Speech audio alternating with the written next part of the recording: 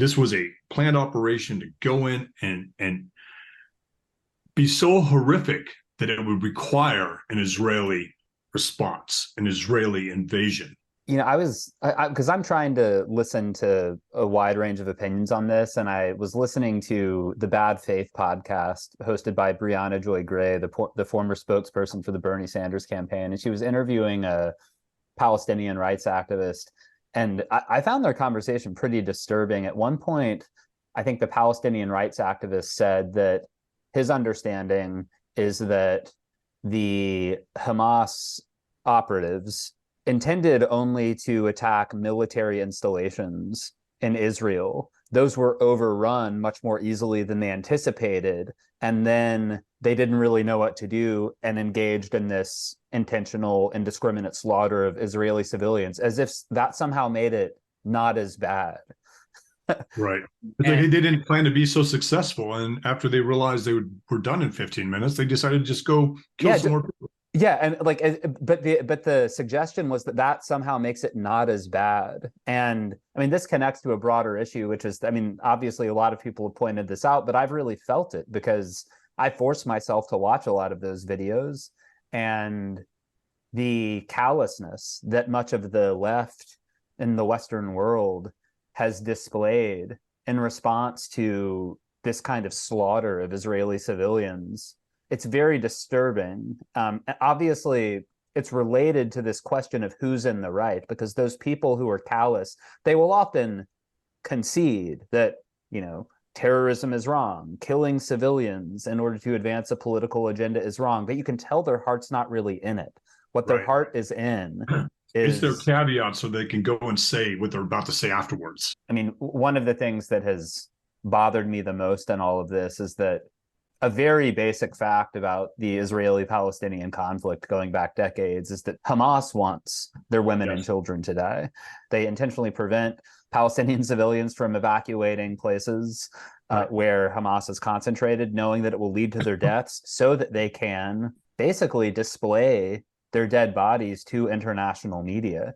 And, well, one thing I've been struck by is a lot of the pro-Palestinian advocates in the Western world, when they get on TV shows and debate Israel and Palestine, they just talk about body count. This is how many people, this is how many Palestinians have died versus how many Israelis have died.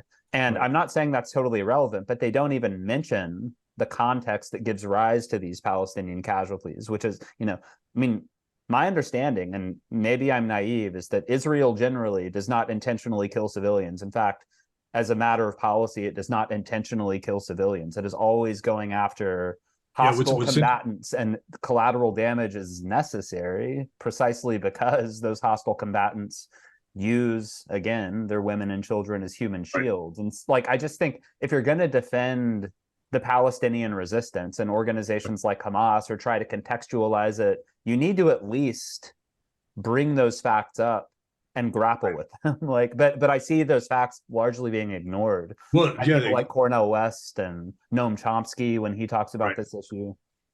Yeah, but they're never going to come to this side of the argument. But you're exactly right. Hamas needs dead Palestinians. Something we saw even in Iraq, it was the first time I saw it, was Iraqi women would come out and say, "What are you doing? Don't launch the rocket system here. You're going to get our children killed."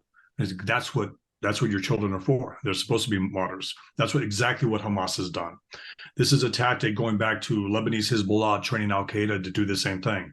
If you have a high value target, make sure the car drives slow enough to where children can follow your car, so that if it's taken out, there's collateral damage. And we can say, look at all the children the Saudi airstrike hit in Yemen, or the U.S. airstrike hit in Afghanistan, or the Israeli, strike hit in Gaza or Syria or Lebanon.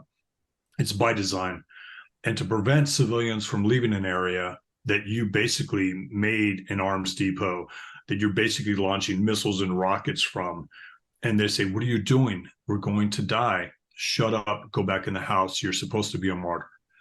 Yeah, and that's what people don't understand. And Israel gives them. This is how the current left-wing worldview works. Once you code a group as a victim or an oppressed group, you really give them a moral free pass where they can engage in all kinds of behavior that you would consider aberrant or horrific if a non-victim group engaged in, but you just let them, and you explain it away by reference to the circumstances, the difficult circumstances in which they operate. I mean, I think so. In that in the U.S. as well, that's what I was going to say. It's like the free pass given to the Palestinians is similar to the free pass given to like inner city blacks, for violent crime and things like that. And it emboldens and it empowers and it results in violence, because the violence is now not something you're worried about committing because you are a victim and you're basically lashing out. And we're seeing that here in thefts and overrunning department stores and doing things like that. Riots, But when does it actually turn to violence? When does it actually turn to violence? And Hamas has already been given that free pass, and all of these these militias that are supposedly representing the victims.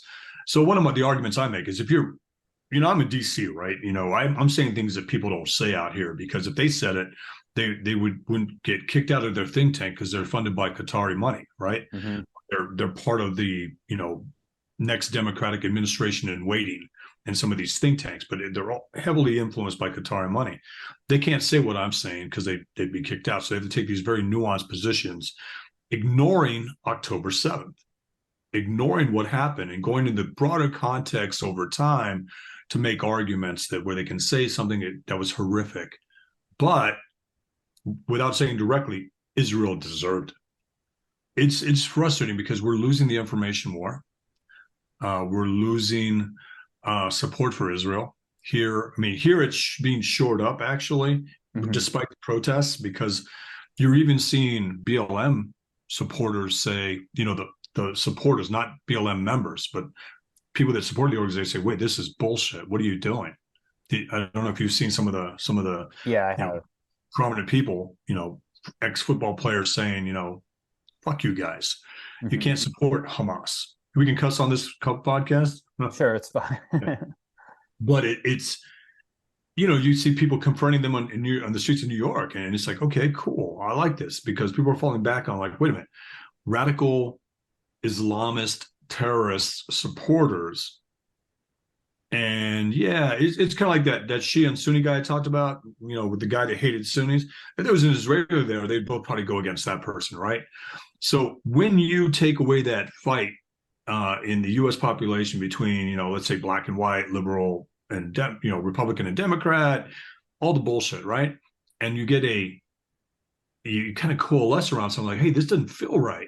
I don't like that guy, but we're not killing each other. But these people here are celebrating the fact that 30 Americans are dead, and they're supporting a terrorist group.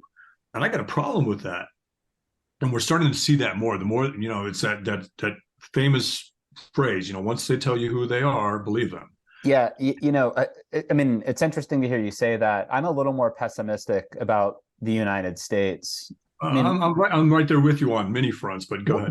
Well, no, of course. But even on this question, I mean, I agree that we have more of an immune response to Islamist terrorism and violent anti-Semitism than maybe other Western countries do, but we're trending in the wrong direction, I would say. Absolutely. Yeah, I mean, I've argued elsewhere that, and this is kind of obvious, but the dominant morality in our society now, a kind of civic religion, is what I call cultural leftism. Right. And Jews and Israel occupy a strange place in that story because, on the one hand, Jewish people tend to be left-wing, like in the United States and elsewhere. They tend to be left-wing. They tend to support the left. They played an extremely important role in funding and leading left-wing movements, including social justice movements up until the present. Also, obviously, Jews have been persecuted severely.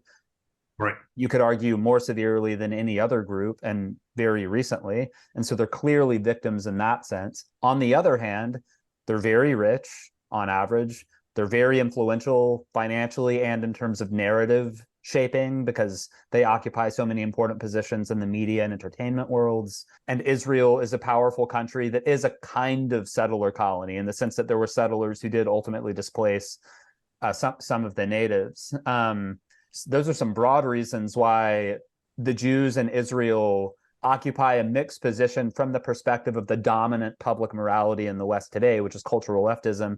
And finally, a couple of basic facts are making it so that over time, Western countries, including the United States, are going to become less and less supportive of the Jews in Israel. One is changing demographics. My understanding is that in America, for example, the groups that are most supportive of Israel are white Christians, especially white evangelicals. That's a declining demographic relative to other more rapidly expanding demographics.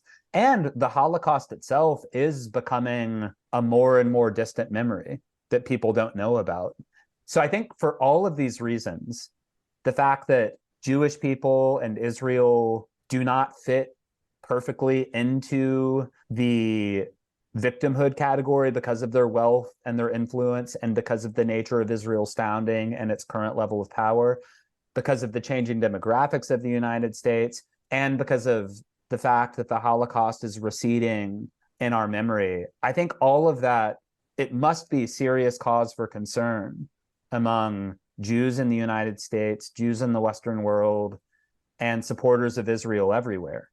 Yeah, well, I agree with you. I mean, in today's world, the like you said, the Holocaust was a long time ago. In today's world, like, well, that happened a long time ago, as though it doesn't matter anymore.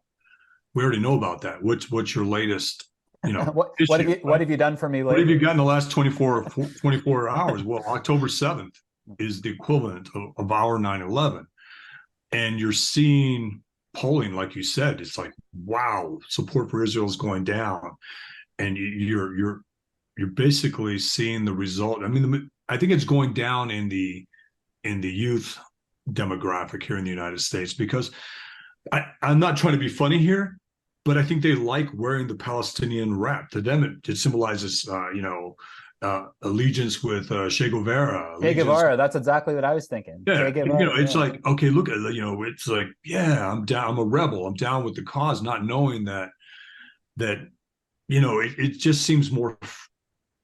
I'm trying to say that the youth in this country are dumb.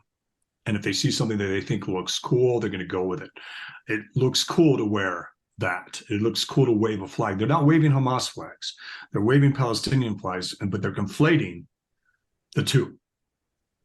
And like you said, Republicans are as well, but they don't know any different. I don't think they'd even know if they were carrying a Hamas flag. They would even know they were. I don't think we saw a Taliban flag flying in one of the rallies. I don't think anyone knew that was a Taliban flag. The issue is, if you support Israel, somehow you support a military. I think most people in this country just see Israel as this military state in this bad neighborhood, as opposed to the technology coming out, as opposed to all the entrepreneurial and all the basically all the progressive tech, right. A lot of meaningful things. I'm not talking progressive in politics or. No, I understand. I understand. But I'm talking about cutting edge technology. Yeah, cutting edge technology and just tip of the spear stuff, right? But our youth doesn't see it like that, because it's popular to go along with the flow, and unfortunately, that trend line is directly tied to what's popular. If you walk down the street with a Star of David flag or an Israeli flag, you could expect to be accosted in this country, in the United States, in Nashville, even in these other places, because the changing demographics are, I would love, former Intel guy, I always looked at the unwed military age male and what they're capable of. And the majority of the border crossings in this country are unwed military aged males. How many of those unwed military age males are in these protests? And if I was a Hamas, so I've always been taught to think like the enemy. If I was an Al-Qaeda leader, Hamas leader, ISIS leader, I'm looking for the talent in that crowd. Yeah. I'm looking at who wants to be violent. I'm looking at who doesn't look like me that wants to be violent, so that we can break that thing where the FBI is only looking for Arab males. Like, no, you can get an Afghan male, you can get an African American male, you can get a Haitian, you can get people from all these countries that are coming in and say, hey, how do you feel about how America has mistreated you? Would you like to get a little revenge for a couple $100? You look at the talent. And then you also look at how it's accepted. Again, like you said earlier, once you get victim status, you can do more shit, right? Yeah. You can push the envelope. And that's what's happening now. And then you have a media that will protect it. And then you have a January 6th like event.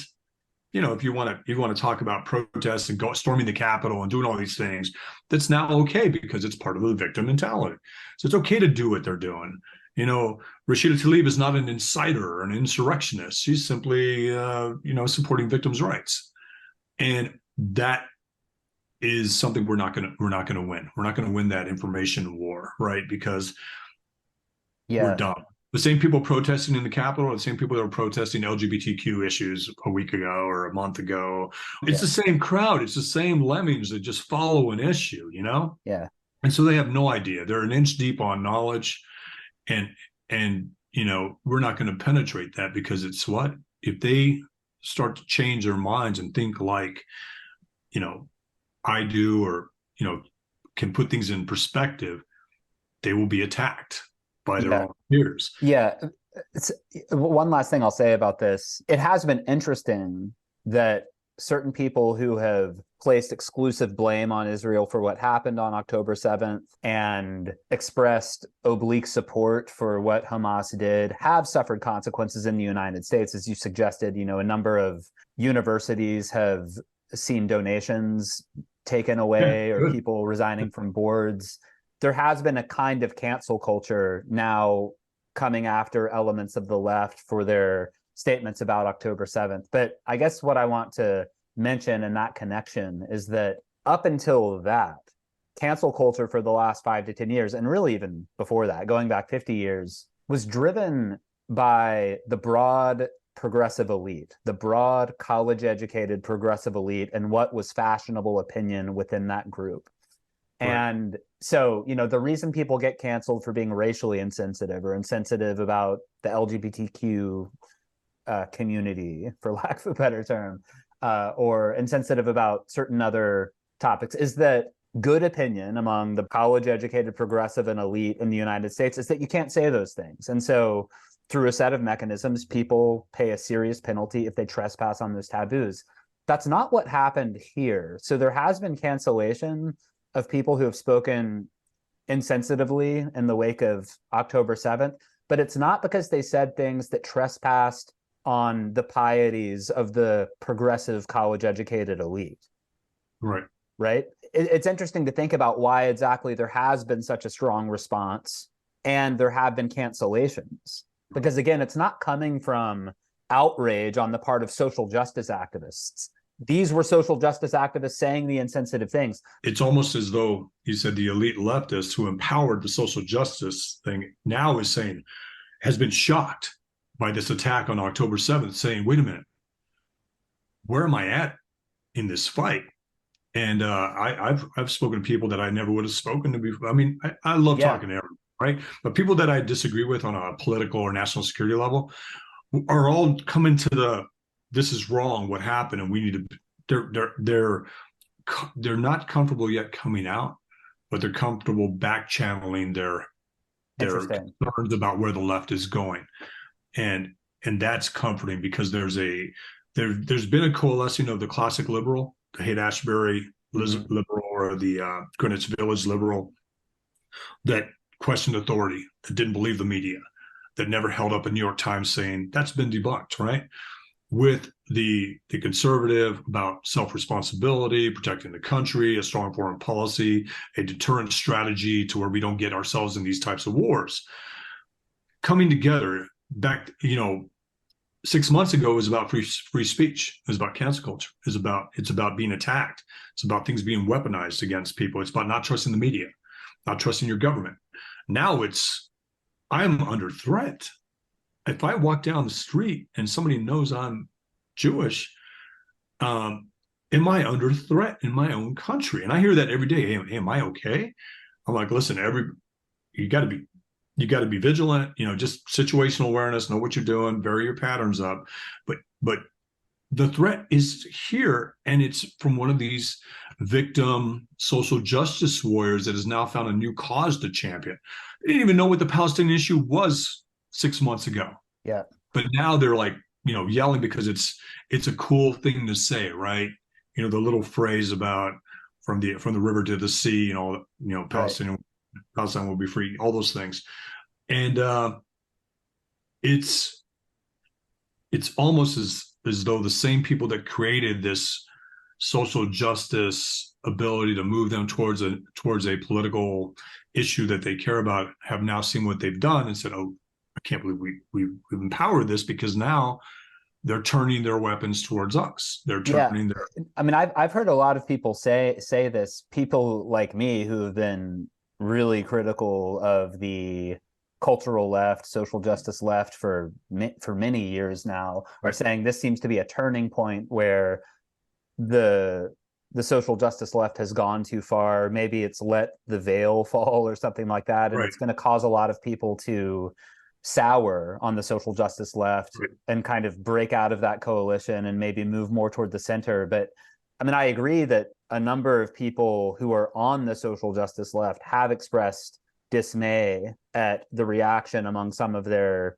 comrades to October 7th. But I worry that that's still kind of a fairly marginal phenomenon, and that this is simply the way that public opinion, left opinion is trending in the country. It's just trending more and more toward not really caring about the Israel question, not really having a particular sensitivity toward the Jews.